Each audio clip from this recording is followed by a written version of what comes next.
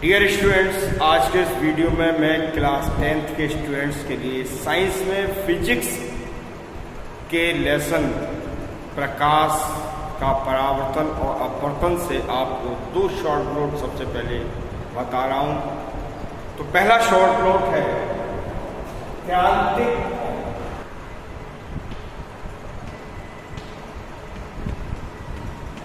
इस क्रांतिक कोण को क्रिटिकल एंगल कहते हैं।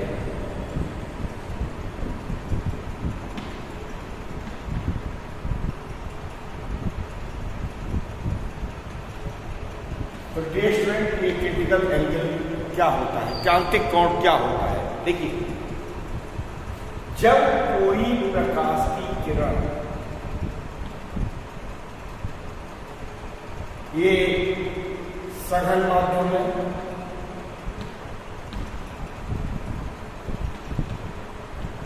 और ये विरल माध्यम है।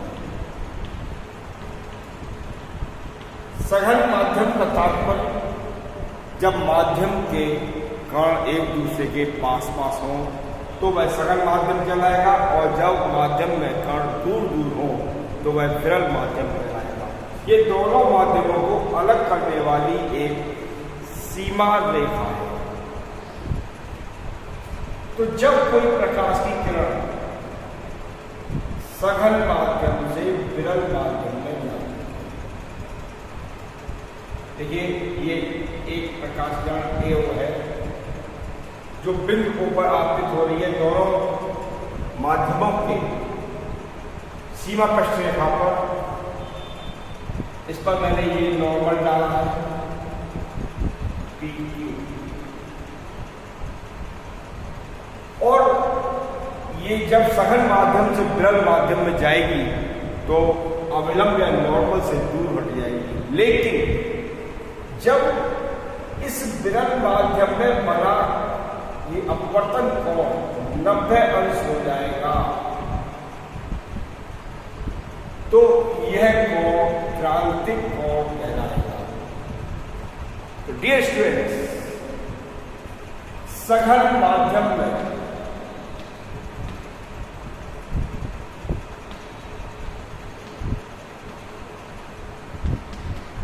बना वह आपतन कोण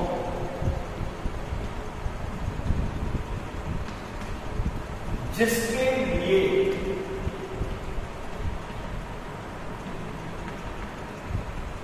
विरल माध्यम में बनी अपवर्तन कोण का मान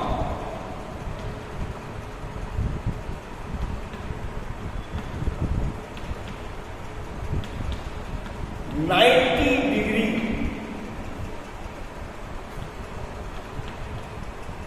होता है।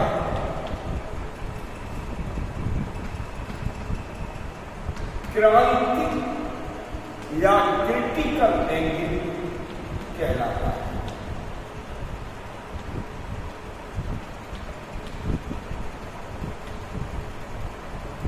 इसे C से प्रदर्शित करते हैं।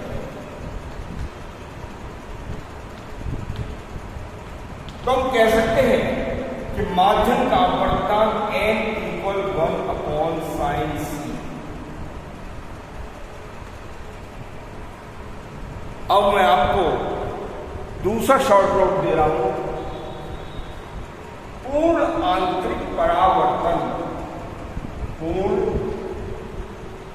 आंतरिक परावर्तन,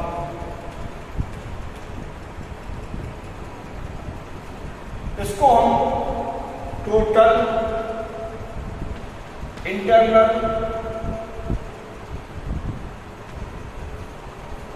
रिफ्लेक्शन भी कहते हैं।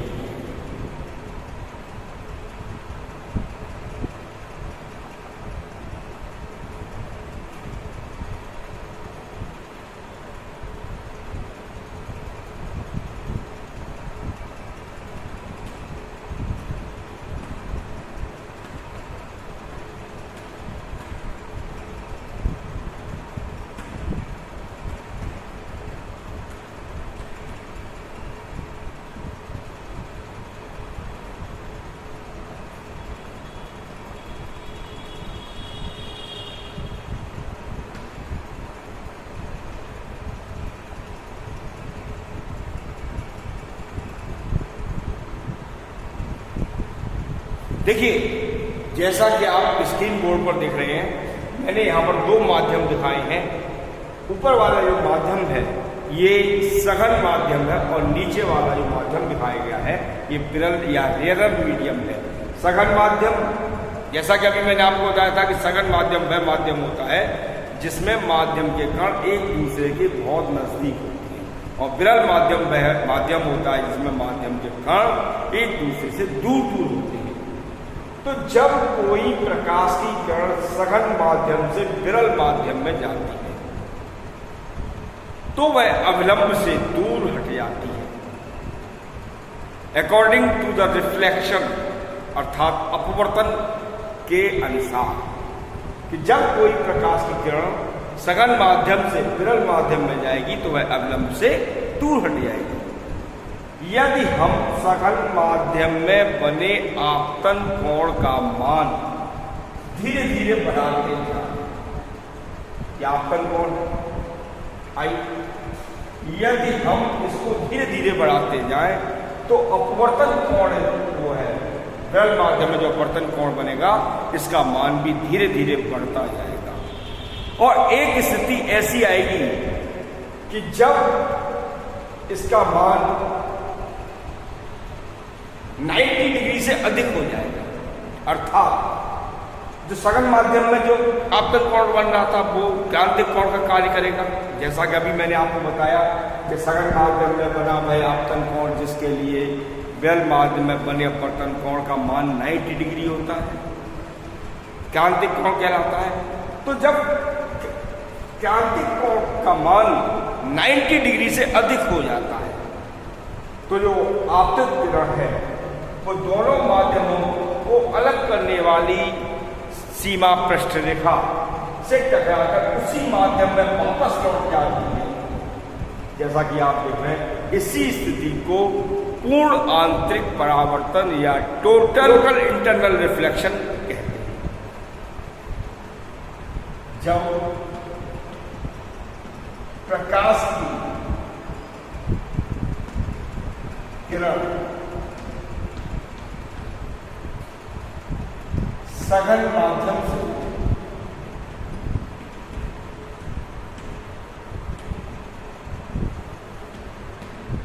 विरल माध्यम में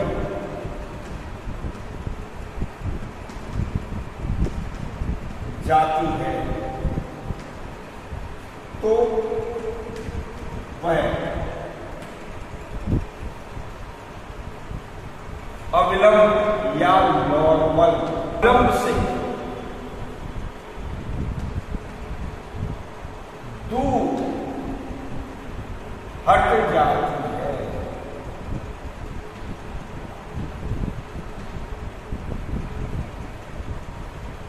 और यदि आपतन कोण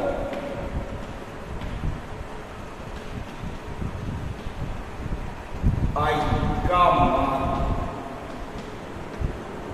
धीरे धीरे बढ़ाने पर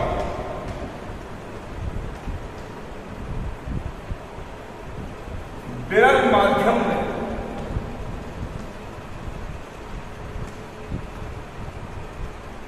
बने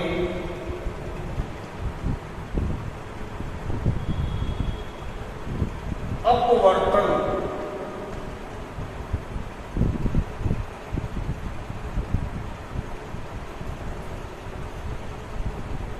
कोण का मान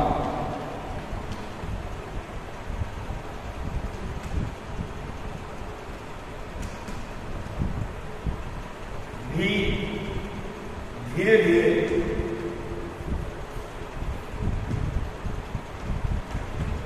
बढ़ता जाता है।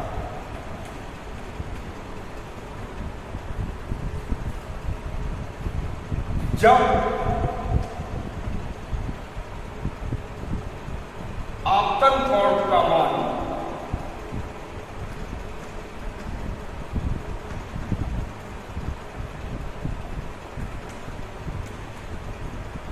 क्रांतिक कोण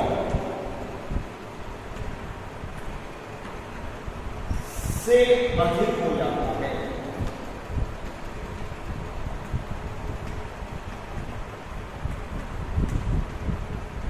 तो प्रकाश किरण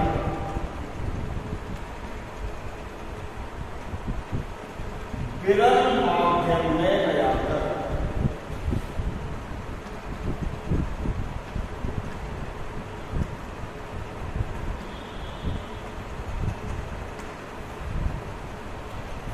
सघन माध्यम में ही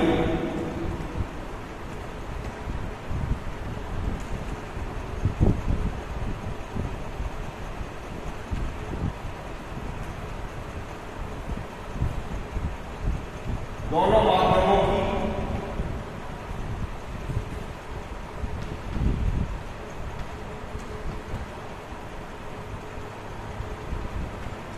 सीमा पृष्ठ रेखा अर्थात दोनों माध्यमों को अलग अलग करने वाली रेखा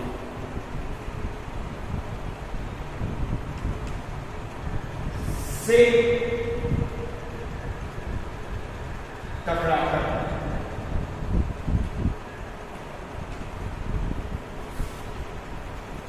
उसी माध्यम में अर्थात सघन माध्यम में वापस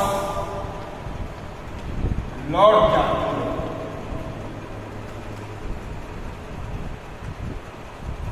इसी स्थिति को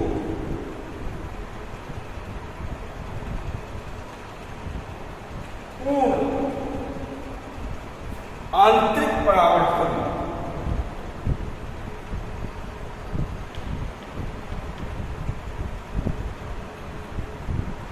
कहते हैं। तो डियर स्टूडेंट्स, जब प्रकाश की किरण सघन माध्यम से विरल माध्यम में जाती है तो वह अब हमसे दूर हट जाती है। यदि हम आपतन कोण का मान धीरे धीरे बढ़ाएं तो अपवर्तन कोण का मान भी जो विरल माध्यम में बन रहा है बढ़ता जाता है। और एक स्थिति ऐसी आती है कि जब सघन माध्यम में बने आपतन कोण का मान क्रांतिक कोण से अधिक हो जाता है तो प्रकाश की किरण विरल माध्यम में न जाकर के दोनों माध्यमों को अलग करने वाली सीमा पृष्ठ रेखा से टकराकर उसी सघन माध्यम में ही वापस लौट जाती है। इस स्थिति को पूर्ण आंतरिक परावर्तन कहते हैं। देखिए, इसके लिए दो शर्तें आवश्यक हैं। पहली शर्त तो यह है कि प्रकाश सघन माध्यम से विरल माध्यम में ही जाना चाहिए, कैंसर से रेयरर मीडियम में। दूसरी स्थिति यह है कि आपतन कोण का मान क्रांतिक कोण से सदैव अधिक होना चाहिए। डियर स्टूडेंट्स, अब मैं आपको कुछ अपवर्तनांक और क्रांतिक कोण संबंधी न्यूमेरिकल्स के बारे में जानकारी दे रहा हूं। जैसा कि आप स्क्रीन बोर्ड पर देख रहे हैं, पहला न्यूमेरिकल लिखा हुआ है कि वायु के सापेक्ष किसी माध्यम का क्रांतिक कोण को ये कहते हैं सी दिया हुआ 45 डिग्री। तो उस माध्यम का अपवर्तनांक क्या होगा? अपवर्तनांक को कहेंगे n। हमें n फाइंड करना है तो n इक्वल होता है 1/sin। तो n इक्वल 1/sin और c की वैल्यू है 45 और sin 45 की वैल्यू होती है 1/√2 पर चला जाएगा। तो n इक्वल √2 या √2 का मान लगाएंगे, ये होता है 1.4142। तो माध्यम का जो अपवर्तनांक होगा 1.4142 होगा। स्टूडेंट्स, अब आप दूसरा जो न्यूमेरिकल देख रहे हैं कि वायु के सापेक्ष जल और कांच के अपवर्तनांक क्रमशः 4/3 और 3/2 है। वायु के सापेक्ष जल, तो वायु के सापेक्ष वायु होता है एयर के सापेक्ष जल ANW, ये दिया हुआ है 4/3। जबकि वायु के सापेक्ष कांच तो ANG, ये हमको दिया हुआ है 3/2। और हमसे कह रहा है कि जल का कांच के सापेक्ष तो GNW कांच के सापेक्ष जल का अपवर्तनांक क्या होगा, ये हमको फाइंड आउट करना है। तो डियर स्टूडेंट, जैसा कि आप ये देख रहे हैं, पहले गिलास है और गिलास के सापेक्ष हमको जल का अपवर्तनांक फाइंड आउट करना है। तो हमको ANG अर्थात वायु के सापेक्ष कांच का अपवर्तनांक दिया हुआ है, तो हमको यहाँ पर कांच के सापेक्ष वायु का अपवर्तनांक ज्ञात करना होगा। तो हमको निकालना है GNA और कांच के सापेक्ष वायु का अपवर्तनांक निकाल रहे हैं, अर्थात इसको रेसिप्रोकल कर रहे हैं, व्युत्क्रम कर रहे हैं। तो ये होगा 1/ANG अर्थात 1/3/2। तो ये हुआ 2/3। अब हमको पहले वाटर चाहिए, तो WNA निकालना होगा, जल के सापेक्ष एयर का अपवर्तनांक अर्थात 1/ANW। हमको रेसिप्रोकल व्युत्क्रम करना होगा, तो 1/4/3 ऊपर जाएगा, तो ये हो जाएगा 3/4। जब हमको GNW निकालना है, तो GNW गिलास के सापेक्ष जल का अपवर्तनांक इक्वल। तो पहले गिलास के अपवर्तनांक को प्रयोग करेंगे, उसके बाद हम जल के अपवर्तनांक को प्रयोग करेंगे। तो गिलास का अपवर्तनांक GNA, इसकी तुलना करेंगे WNA से। GNA गिलास के सापेक्ष एयर का अपवर्तनांक 2/3 और जल के सापेक्ष ये दिया हुआ है वो 3/4। 3/4 ऊपर जाएगा, तो 4 × 8/9, 8/9 ये गिलास के सापेक्ष जल का अपवर्तनांक कहलाएगा। अब मैं आपको थर्ड न्यूमेरिकल दिखा रहा हूं। यदि वायु और कांच में प्रकाश की चालें हमको दी गई हैं, तो वायु के सापेक्ष कांच का अपवर्तनांक निकालना होगा। वायु के सापेक्ष एयर के सापेक्ष गिलास का ANG इक्वल वायु में प्रकाश की चाल, क्योंकि सबसे पहले एयर का जिक्र किया गया, उसके बाद गिलास का, अपॉन गिलास अर्थात कांच में प्रकाश की चाल।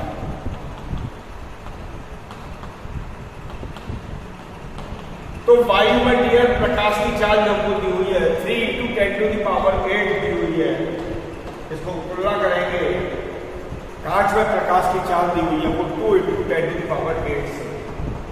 तो पावर से पावर कैंसिल कर देंगे, तो 3/2 और 3 को 2 से डिवाइड करेंगे तो आंसर आएगा 1.5।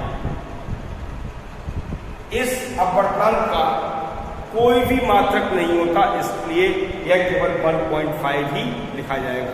तो डियर स्टूडेंट्स, आज के इस वीडियो में मैंने आपको critical angle, total reflection, total internal reflection और कुछ न्यूमेरिकल्स के बारे में जानकारी दी। यदि आपको मेरा वीडियो अच्छा लग रहा हो, पसंद आ रहा हो, तो इसको लाइक और शेयर करना ना भूलें। जिन विद्यार्थियों ने मेरे चैनल को सब्सक्राइब नहीं किया है, वैसे तुरंत सब्सक्राइब कर लें, ताकि आने वाले वीडियोज़ की नोटिफिकेशन आपको सबसे पहले प्राप्त हो सके। Thank you.